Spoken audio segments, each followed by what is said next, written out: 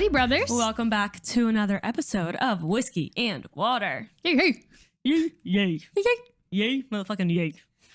Guys, we are finally back in the MIA after 305. a 305, darling. lovely week in Los Angeles, California, Hollywood with the stars. Oh, God. We're on the struggle bus this morning, brothers. It's a Friday, and we need to make a rule that we do not film on Mondays or Fridays.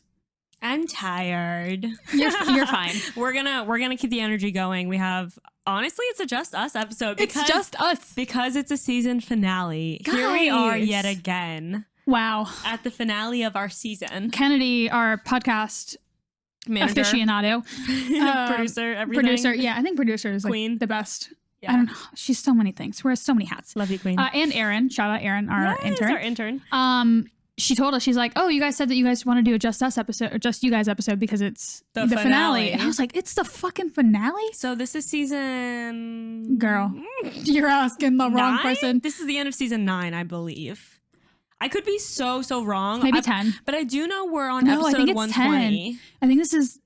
I think it's 10. Wow, you guys, we just really are out here showing up, having these conversations, and then just dipping. Honestly. But for today's episode, and also if you're new here from TikTok, I feel like we've gotten a lot of new audience members in the past few weeks. So hi, I'm Liv. This is Just. We talk about female entrepreneurship, women in business, no BS, transparent.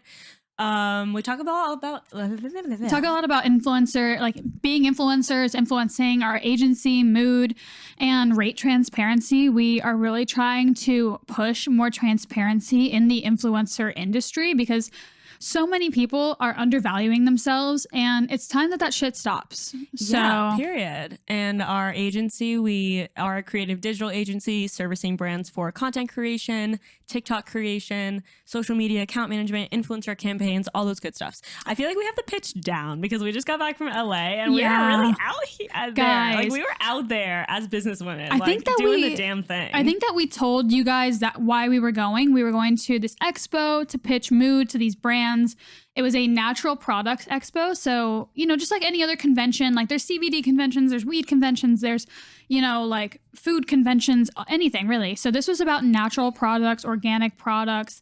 Including food. So it was massive. It was like ridiculous. Like supplements, food, products, like anything from like organic tampons even to if like we wanted to, I don't think we would have been able to see every single booth there because it was just it was thousands of brands. Anyways, I want to let you guys know this episode we're pretty much just gonna do like an LA recap / life update mood recap, mood update, and kind of just fill the brothers in on our lives and everything that's going on right now. Yeah, and you guys know, always try to keep it very, very real, like with what's going on with us. And even at the expo, like we realized that next year when we go, we're going to be talking about the podcast because we met so many great female founders there. And we're like, oh yeah, by the way, we have a kick-ass podcast too that we would like love to have you on or like have you listen to. So we're just, it was great. But before we get into like the nitty gritty, the beefy stuff, we'll do our segments, which is our high and low of the week.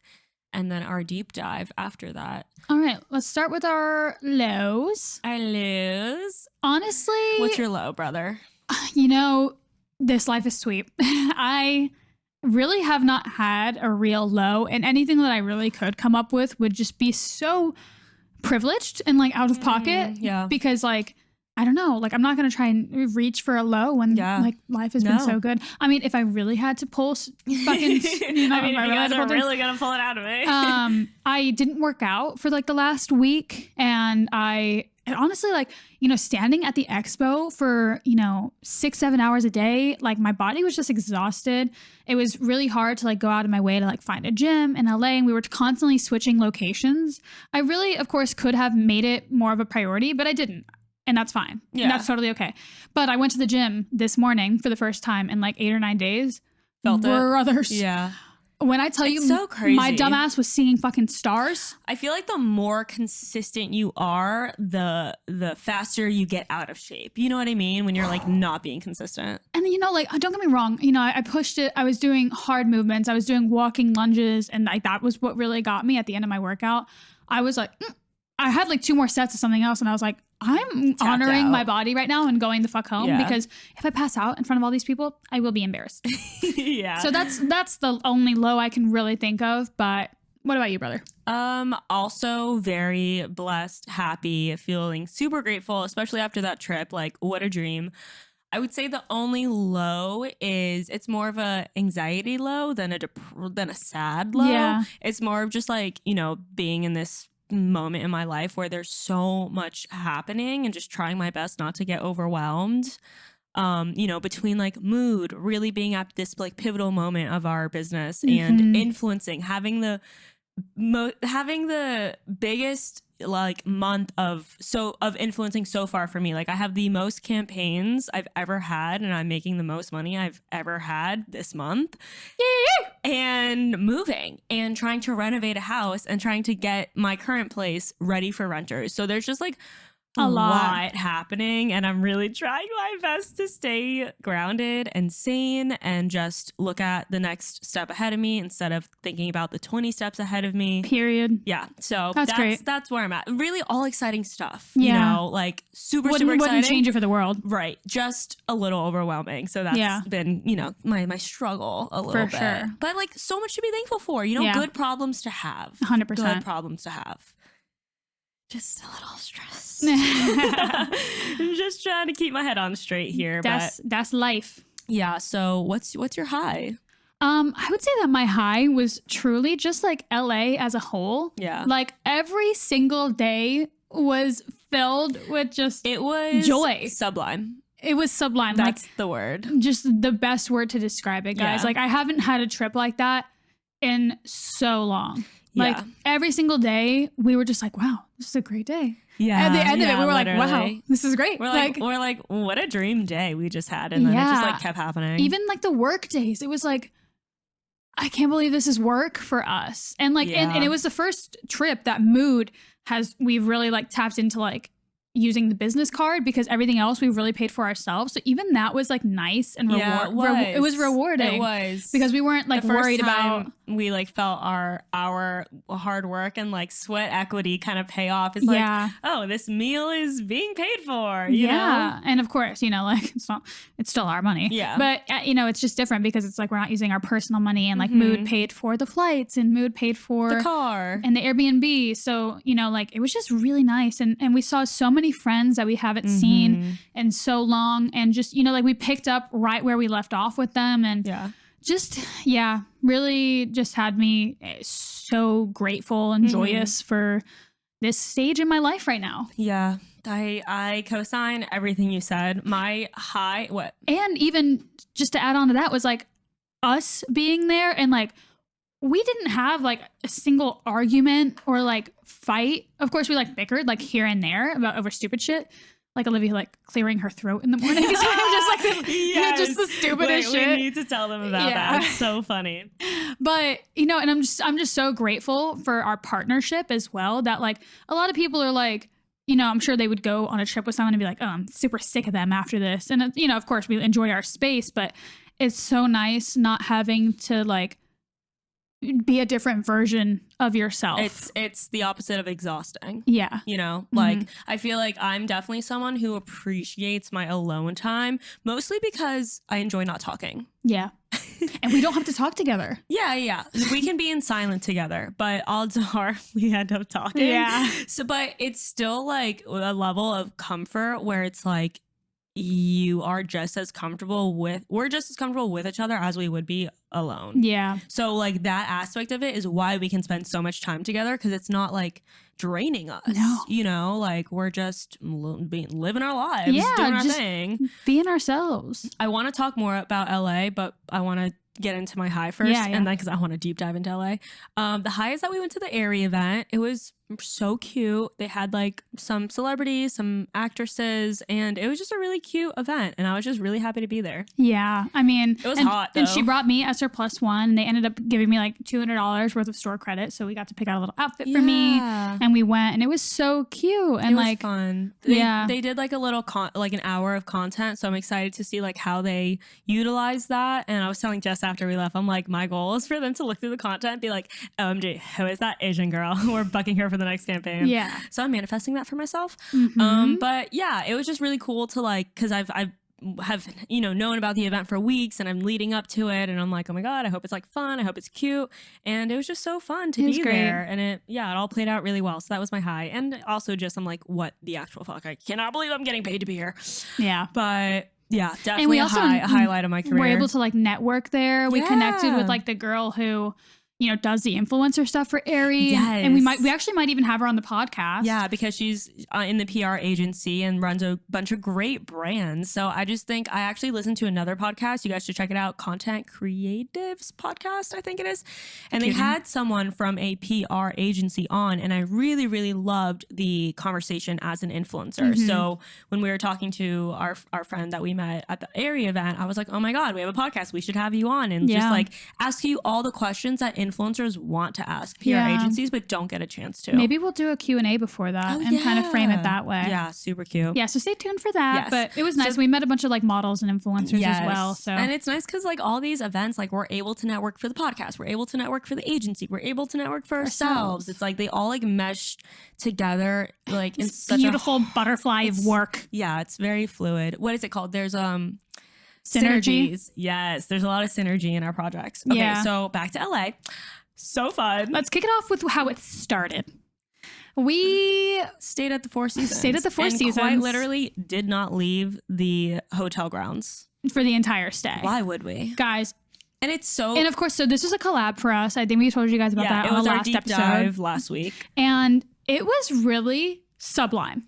Like, the service was impeccable at Four Seasons, Beverly Hills, Los Angeles. Because there's two. There's two. We found out the hard way. Yeah.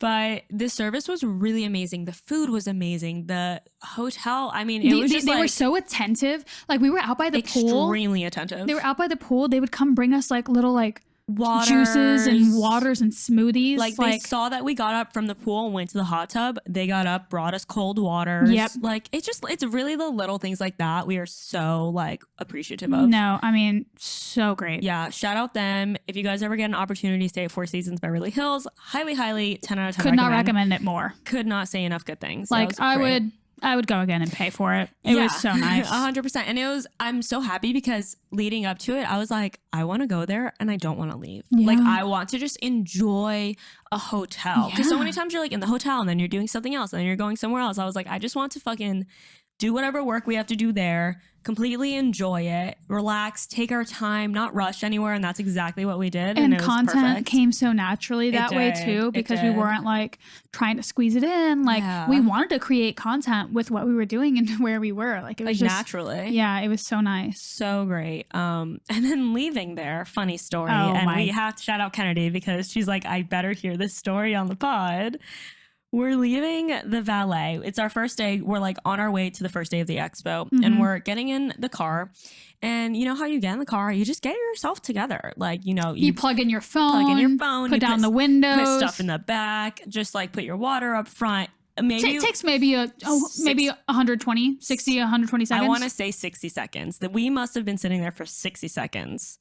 And these people behind us saw us like just get in the car. We just got in. Put our luggage in the back. We were struggling, we were taking a second to readjust. This wasn't even the story she wanted us to tell. She wanted us to tell the story about the man by the pool making fake conversations about his business deals next to us. Okay. And then me telling him to fuck off.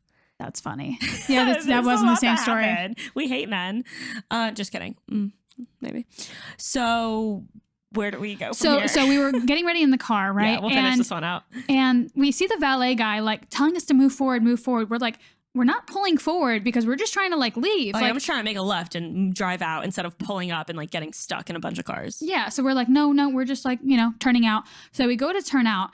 These guys come up from behind older, us. Bald white men. Old, let's just clear the air crusty, men rusty dusty pull up beside us with their windows down, and we're off rip, cursing us out. Like, fuck, cursing us. You guys need to learn how to fucking drive. I did not even hear what they said. All I was catching it sounded was like he was barking. He was just, yeah, quite literally. They're just spewing anger. Like a little chihuahua.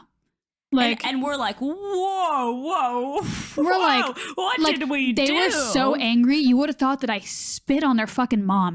Like, it is actually insane that there's people out there like this. And they were both fired up. Like, homeboy was holding the other guy back. It was crazy. We were like, yo, brother, don't have a heart attack. Yeah. You're fucking 70 years old. So they drive off. Of course, I drive up next to them at the red light because why wouldn't I? There was a red light and we had to pull up next to them. And we like lower the window. We're like, are you good? Like, what is happening here? And again, barking out the window. And the guy driving is like not even looking at us and is holding the passenger back, right? And he just goes, and we're like, what is happening? We're like, you are and his final words, he looks at Jess, he goes, so ugly.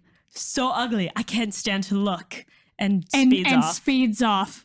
We're sitting there. We're like, what Twilight Zone are we in? Dying. It's so funny. Like, as soon as we stepped out of the hotel, like, we haven't even left yet. And already the bullshit hits us. Guys, it was like a movie scene. It was hilarious. Naked mole rat looking ass. And it was so funny because he hadn't even like gotten a good look at us. So like, it's funny because he would have said that to whoever it was. And I'm like, I could have been Beyonce in this vehicle.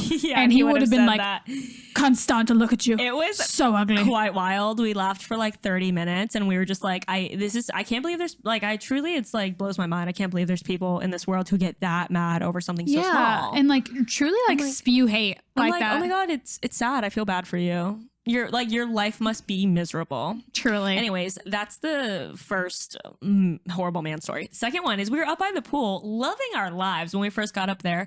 And this businessman comes over, sits right behind us, starts name dropping. He's on the phone. I don't even think he was on the phone. I think he was pretending the whole time. Starts saying, well, we just closed a deal with Colin Kaepernick. You know, we're investing millions of dollars into Russia. Like, just saying the most ridiculous things. Outrageous shit. Like it wasn't even making sense. Quite literally in the chair behind us. Meanwhile, the whole pool deck empty. We were there early as shit because we're just gonna talk shit this episode, right? we were there super early. There's literally no one else on the pool deck. He sits in the chair directly behind us. Like it's so close that it's almost comedic. It's so close. Like, I got selfies. We took selfies and he was directly behind us. And like we were staring him down, right? And then I'm like, we're very like, you guys know us. Like we're very clearly like trying to make him uncomfortable so he can leave us alone. And I finally am like, okay, I was actually at the gym and I had walked over and I was like, okay, Liv, I'm going to go put on my bikini. I'll be right back. She's like, are you good? I'm like, bitch, I'm good. Yeah. Let him try me right now. Yeah, exactly. Let him. So I go down and Liv has an encounter with this man. Yeah. So he's on the phone. He's getting closer and closer. And which I'm like, which we wouldn't think is possible because he's directly behind us. He's already on top of us. And now this man is quite literally walking in front of me, speaking loudly about his deal, quote unquote. He finally like is about to step in front of me and I go, excuse me, can you not? Like rude as fuck, as rude as she can. I'm like, this face, my Botox forehead. Like, can you not? And he's like, oh, sorry. Walks away, literally is facing a bush for 10 minutes, not saying a thing. I'm like, he's so embarrassed right now. He doesn't even know how to, his acting has paused. And so I come back up and he's still in front of the fucking bush. He's like, yeah, I just bitched at him. He finally gets off the phone. He walks over and he's like, sorry, like one of my AirPods isn't working. I can't tell how loud I'm being. And I go, pretty fucking loud. Yeah. And he's like, oh, really? Oh, yeah. And I'm like, yeah. And he's like, oh, are you guys guests of the hotel or are you just using the gym? Which of course because he was watching me in the gym, bitch. Of course he asked that. Of course he thinks that we want a conversation. Yeah. Anyways, we told him to politely fuck off and he went about his day, but it was just hilarious. It was the audacity. It was so bad that I told one of the workers, like, this man is making us so uncomfortable by sitting this close when there's and like, who fucking takes a business call on a fucking pool deck in a full suit? Go to the meeting rooms. My guy, you're lost. You're lost. See your way out. I wouldn't even take a business call like that. Anyways, okay, that's our talking shit portion of the of the episode. I will say, like, and this is something we talked about actually when we were there. Like, before our trip, I was having a little bit of anxiety about just going back to LA in general because we spent time there back in 2018 and I just didn't have the best experience. Like, I know you didn't either, but like we were staying in model housing. We were meeting a lot of models and influencers. And I think we were just hanging around promoters, going out to clubs, like trying to go to these parties. And the experience was just felt so different at going back. I think one, as like a business owner, and two, just like as a more mature, wiser, more comfortable in my skin version of me. Like, and it was cool because I was very like aware of it and I was observing it as it was happening. And I just felt so much more comfortable like being there. And it was great because like this anxiety that I had quickly dissipated because I was there and I was like, nothing here scares me. You know, like it's kind of, I guess that's the best way for me to say it. But and we also had the power to remove ourselves from any situations that weren't serving us. Whereas in the past, we were forced to be in situations that like we were just like with a group, you know, of people and like going wherever they wanted to go and things like that. I don't know. It just felt very different and it felt great being there kind of like on our own terms. Yeah. You know, like having our own car, having our own Airbnbs, not relying on anyone. Yeah. And I don't know. It was just, that's a really nice thing when you can like look with perspective and be like, wow, I can feel myself. I told you this too the other day. I'm like, I'm watching myself grow up. Like, you know, and it's such a nice feeling. We also did a day in Malibu, saw our friend Bryce. Saw our friend from Antigua. You finally met my friend Nick, who stayed with me for a while here. We saw our friend Laura and our friend that we haven't Jacqueline. seen in so long. We also got dinner with our manager Michael, which was really great because he was actually the one who told us about the expo in the first place. We like a month ago, I was picking his brains about something else agency related. I think I was actually telling him like, hey, if you have any clients that need content creation or need social media account management, let us know. And on that call, he was like, do you know what Expo West is? And I was like, no. And we just looked into it and we were like, fuck it, let's go. Like, let's just do the damn thing. Yeah, and he had mentioned that he has gotten a lot of good connections from that expo. And we were like, let's just at least see like, let's just suss it out. We have nothing to lose. And we've been due for a trip out to LA anyways, like the past few years, and we've been talking about it. So it kind of felt like it aligned perfectly and was like the perfect time. And even getting dinner with him was great and felt like a full circle moment too, because he just gave us a lot. He's been in the business for like 10 years. He gave us a lot of insight about marketing, influencers, like just the whole industry. And it's cool to like, it was low key, like kind of mentorship too, which I'm also so thankful for. We are so comfortable with him at this point. Yeah, I mean, we've been working with him for like 5 years now. Yeah, so it's just like, and you know, it's funny because we don't see him a lot. He's not like active on social media. It's just like this guy who is in our text messages that gets us deals, right? And like, of course, we've met him before at like certain events. But it was so nice because we were kind of like worried when we were going to get dinner with him. We were like, is this going to be weird? Like, because we've experienced him a lot as a manager, but not really as like a person or a friend. Yeah. And it was really nice. It was the long overdue face value. Yeah. And like, it was just really comfortable because it's like, he's a no bullshitter. Yeah. So it's like, he's very direct with how he speaks. And dry. So we're direct back. And so it didn't feel like we were like forcing anything or like trying to be a version. Like he would like laugh at us sometimes and I'd be like, what are you laughing at, bitch? Yeah. You know what I mean? Like, and he also very much understands our dynamic and our personalities. And it was just so nice. It was. And he took us to a nice ass dinner with steak, filet mignon. Yeah, I paid for that shit. We're honestly, like, man, Michael, you don't have to. Stop it. We really did get wined and dined out there, which was also lovely. Yeah, it was really nice. We also had dinner with one of the marketing directors that we met at the expo. He was from LA and he's like, oh, like while you guys are here, like if you want to, you know, grab a dinner, like that's totally fine. Like let's do that. So we ended up grabbing dinner with him and it went super well. Like again, something that we were kind of nervous about. But it ended up being like a really nice time and really just kind of solidifying that connection with us. And, you know, like, it's like, oh, if you don't work with us now, it'll be really weird. Yeah, exactly. And we had a lot of fun and just really good conversation and just went great. Yeah. I can't everything say that like things. like things that could have gone awry. Yeah. like just Went the went right really way. well, you know? Yeah. And I also feel like we had such a good mix of like business and pleasure throughout the whole trip. Like it was broken up into like, you know, these three like kind of sections. Like we did the Four Seasons and then we did the expo and then we did like our, you know, our last few days in LA. And it just felt like the perfect mix. Like she said, at the expo, it was interesting because I was worried about like burning out. Like I was like, this is an exhausting thing to be like face to face talking. You know, we're pitching on a very small scale. Like we're doing like an introductory kind of pitch, and then we realized quickly that the conversations were happening very fast.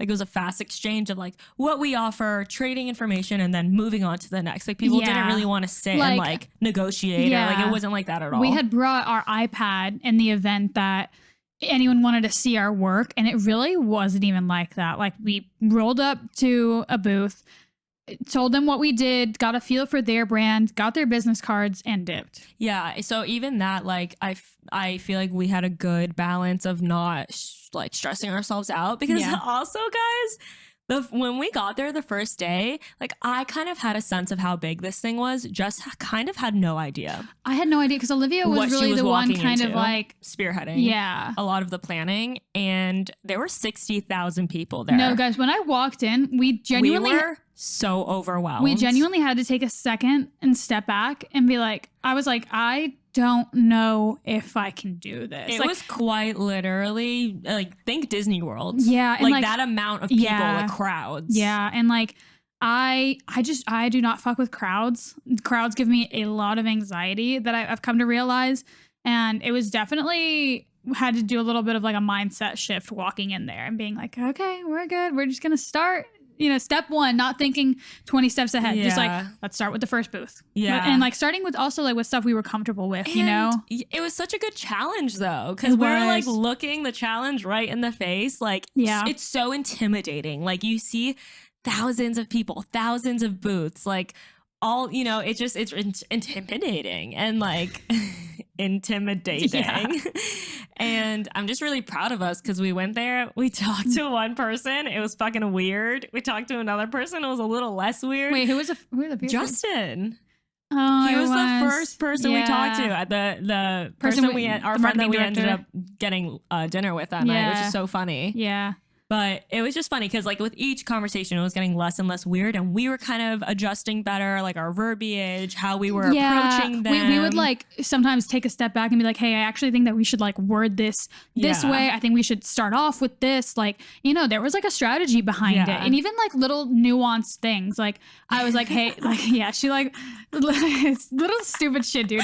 Like me licking. Okay. They're literally giving out samples. So in my defense, I'm like, people are used to this. Like they expect you. It's not like I'm rolling up here with a full meal. But you know, you show up to these booths and you're still eating the little samples from the last booth. Guys, when I tell you, Olivia walked up to this other booth. I love healthy food. Like that's not, Jess is not a foodie. Which is totally fine. And I was like, this is fun. Let's eat. Oh my God. She was like trying to stop. I'm like, dude, we're trying to network right now. And she's like, I need to go get a sample from this place. I was like, I need to try a salmon hot dog. And she walks up to another booth and she has something like barbecue sticky on her hands, dude. And she's licking her fingers. Okay. And I was like, Olivia, it is not that bad. I did like maybe one leg. It was 2 fingers. And I didn't say anything about it, although it drove me up the fucking wall until she tried to do it again. Not that bad. She had a salmon hot dog in her hand. And I was like, hey, do you want to... Put that down or finish it? I was like, no, let's go. I was like, do you want to finish that before we go to the other booth? She's like, no, I'm good. I was like, personally, I would love it if you finished it. She's like, so you're telling me you want me to put it away? I'm like, just say you want me to finish it then. And I was like, well, I would hope you would have the fucking common sense. It was actually so funny. It's so fun. That was like the little, we were bickering that we had. Little stuff, but it was hilarious. It's so funny. And I was like, it's just these little nuances that were just so funny about like how And it was a first new experience for us too. Yeah. Like we've never done anything like that. I'm thankful at least Miami Swim Week is a big thing down here and we've worked the convention together. They definitely prepped us. And it's very much a similar situation where there's a bunch of vendors and then there's a bunch of buyers. Like that's ultimately what these conventions / expos are is like they're trying to sell to like Target, Walmart, so Whole shit Foods. ton of these individual brands and then buyers like Publix and Whole Foods, like representatives from these huge corporations are coming, testing the product, and then seeing if they want to put in orders for the store. So it's like a big deal. Like Disney representatives were there. Like probably every supermarket and store you could think of, they had their buyers there trying to pick new product to bring into the store. Yeah. So, it's a huge deal for both the brands and the like, corporations. Yeah. The dream for them is like for Whole Foods to come by and be like, oh my God, we love it. We're ordering 1,000 units, 200 units, whatever that means. I don't know how that shit works. And what else? Something else we found really interesting is that, so we were basically like, we were there with influencer passes. So our badges literally said influencer / blogger. So people were seeking us out. Yeah. So we kind of used that as our foot in with the conversation. We're like, hey, we're influencers. Do you guys ever work with influencers? And then we started asking about TikTok and it was really interesting. I mean, I guess I could have expected this, but pretty much I would say 90% of the brands we talked to about TikTok, when we asked the question, are you guys on TikTok yet? Their answer was, we're trying to, or not yet, but we want to be. Yeah. And so like we found that as like a really strong way to lead the conversation of being like, hey, we offer TikTok creation, because pretty much everyone was interested in it. And like a lot of these brands, the founders are a little older, the companies are a little older, established, and their employees don't really know how to navigate TikTok. So I think that's like, bless your soul, a really strong asset for even anyone listening as an influencer and creatives to keep in mind is just like the power. And we talk about it every episode, but just in case I need to remind you guys, the power of TikTok and so many brands trying to get on it right now. Especially because a lot of these brands cannot do this content in-house. They literally cannot. A social media manager should not be responsible for like creating TikToks. And a lot of the time that responsibility like falls on them.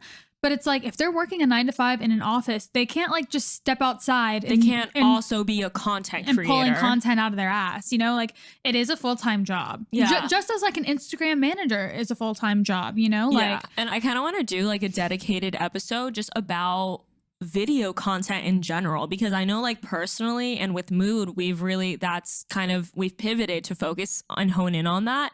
But supply and demand, baby. Yeah, but prior to me doing kind of that audit and like changing my strategy, I want to talk about that too. But just realizing video is the way. Like if you guys are still hung up on taking the photos, just do a quick video clip and put it up as a reel instead. Like the algorithm is favoring that so much more. The same way you would do a photo, just make a video. Every time I'm shooting Jess now and I'm like, what do you want, a photo? And she's like, yeah. I'm like, I'm doing a video because I'll do both, but I'm doing a video just for you to have as an option because it's just performing so much better. Then again, my engagement is garbage, rat trash panda right now. And we can do a whole episode on that too, because I don't know what to do about that. Yeah. Apparently it's fine. I'm having the most successful month of my career thus far, and my engagement has never been lower. So there's something to be said there. There's something to be said there. And it's also interesting that I have a reel that is at 10 million views right now, over 100,000 likes. I've gotten over 10,000 followers. Unfortunately, they're all men because it is a bikini reel that blew up, but none of those followers and audience is converting into engagement, which is an interesting take. It is, because it's like, what's the point? Well, not even what's the point. Like we were having this conversation yesterday. I truly just think the nature and the behavior of scrolling is changing. I don't think people are liking as much as they used to. Yeah. I think there's just... Unless they want to like specifically support someone. Because even me, I know as a consumer of content, like I'm not liking something unless I'm trying to support someone.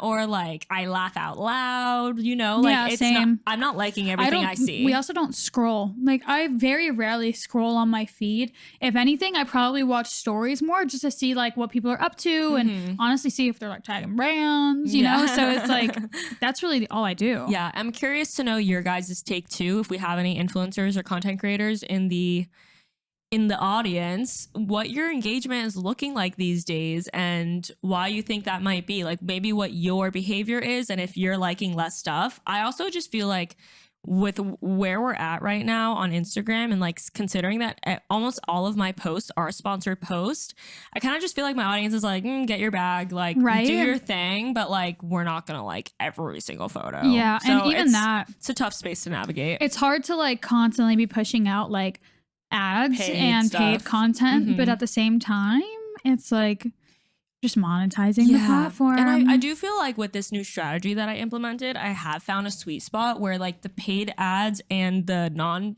like paid content kind of looks the same. Like I think that's the goal, you know, because before it was like very clearly obviously an ad that we were shooting, you know, and now I'm trying to think like, okay, how can I make this more realistic? Yeah, just shooting it the same way you would your normal content. And I feel like that's why I still take on unpaid collabs, because I'm like, I just want stuff to create in that I feel creative. Yeah, to be creative and feel inspired in. And although I know I am giving away free value and, you know, you just kind of have to bite the bullet somewhere, but it does give me the freedom to shoot it however I want, creatively, and like allow it to be on my feed and not, you know, be an ad. And I actually think that's like a really important part of like what we're doing as content creators is prioritizing our non-paid content. Yeah, because it's like, you don't want to be a walking billboard. Like that's not really why people even follow us, you know? So I think it's really important to like keep that same style and that same like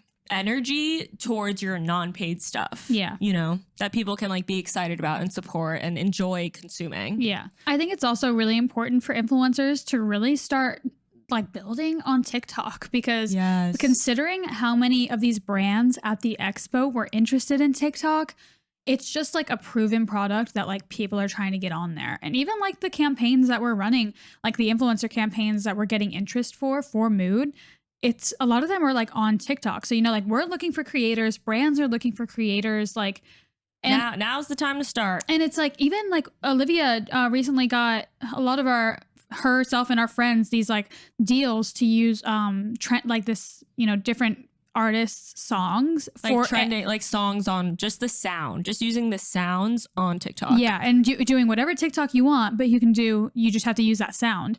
And even like that is super interesting. And like we couldn't even put on some of our influencer girlfriends because they don't have a following on TikTok, which is just crazy. You know what I mean? Yeah. So basically a friend of mine works for the marketing agency and they're working directly with the labels, and the labels are their goal is to get the sounds viral. Cause once a sound is viral on TikTok, you're good. Like you're popping off, you're taking over.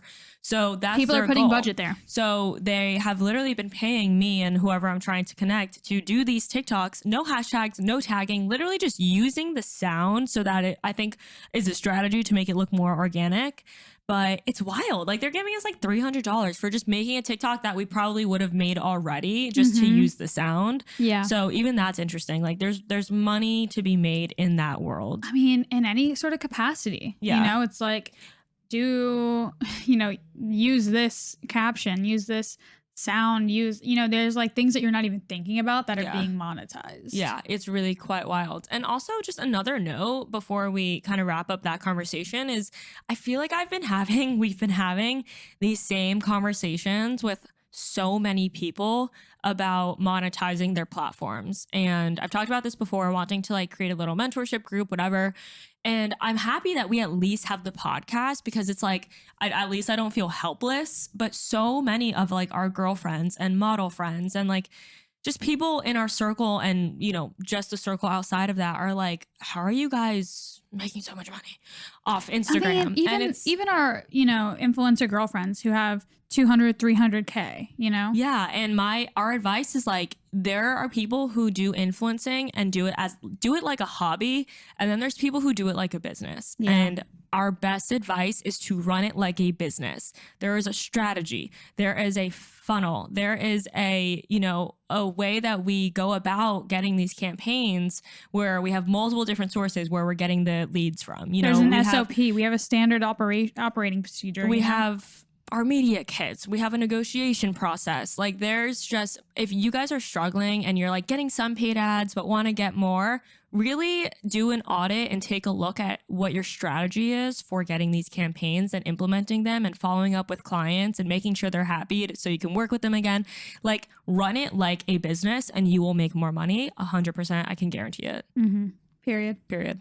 We're also still, sadly, in the process of finding a social media manager. So if you or any of your friends have experience in this field, shoot us a resume and let us know. We did make another offer to someone, but unfortunately, because we're not offering full-time at the moment, it's kind of like narrows down our options. So again, this person had to decline. So we're a bit on the struggle bus, but we're not really... Help me out here. We're not like, so we're not in like an urgency to fill the position. We definitely want to focus on just putting the right person in the position and kind of like picking up the slack in the meantime. So, like we're in like an okay spot, but we definitely want to fill that position. So if you guys have experience in social media or know someone that would be a good fit, definitely reach out to us and we'll see what we can do. Yeah, hiring is actually so hard. Yeah, it's not fun. It's been like a month-long process and we still don't have the position filled, but we're just holding on to the fact that like everything happens for a reason and the right person for this will, come into our lives at the right time. Yep. So working on that. But, we never did our deep dive. So let's wrap up the episode with our deep dive. And then we will not have an episode next week because we're going to take our hiatus as we do.